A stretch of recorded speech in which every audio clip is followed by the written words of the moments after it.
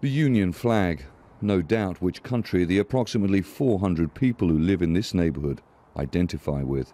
They describe Fountain as the last Protestant enclave in the predominantly Catholic west side of Londonderry.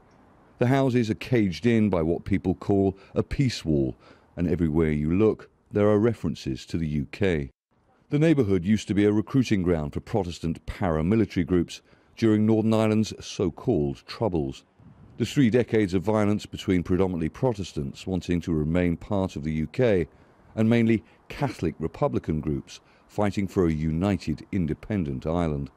Most of the violence ended with the Good Friday Peace Agreement in 1998.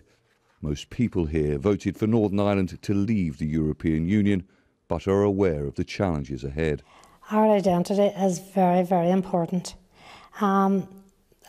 Protestant culture is important to each individual, and we are also, speaking for myself, I'm very much part of Great Britain. We've never really had peace. There's always the violence flaring up. Decent Catholic, decent Protestants definitely do not want to go back down that road.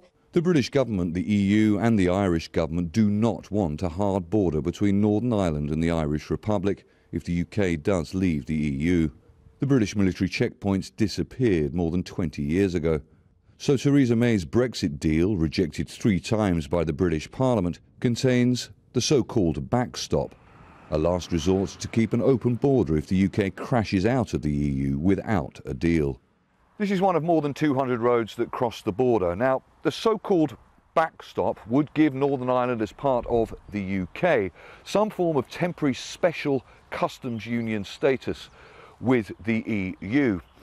It seems inconceivable that there wouldn't have to be some form of mechanism of checking certain goods that cross this border, and the issue is once again renewing fears of violence that could well threaten, so some people say, the Good Friday Agreement, and are highlighting just how important notions of religion and identity are in Northern Ireland.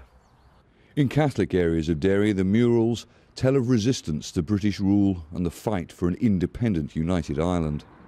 Any talk of border checks here is met with disdain and sometimes even threats. Gary Donnelly is a Republican dissident and activist. He left the Republican Nationalist Party Sinn Féin when they signed the Good Friday Agreement. He says he was recently shocked when he heard children talking about attacking British soldiers, never having seen one before. 2 young children came round the corner and they were talking about killing British soldiers. Shocked me, absolutely shocked me. Gary says the Republican nationalists like Sinn Féin had their self to blame for Brexit because they signed the Good Friday Agreement. For me as a Republican, I think the Good Friday Agreement didn't deal with any of the core issues in Ireland, which is a legal violation of Irish sovereignty, and that it did copper fasten the connection between this part of Ireland with the Great Britain. Well, this community at the minute is in a downward spiral, particularly amongst young people.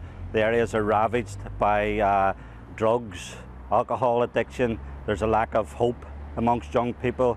The Irish Republican Army graffiti appeared above Derry a couple of months ago.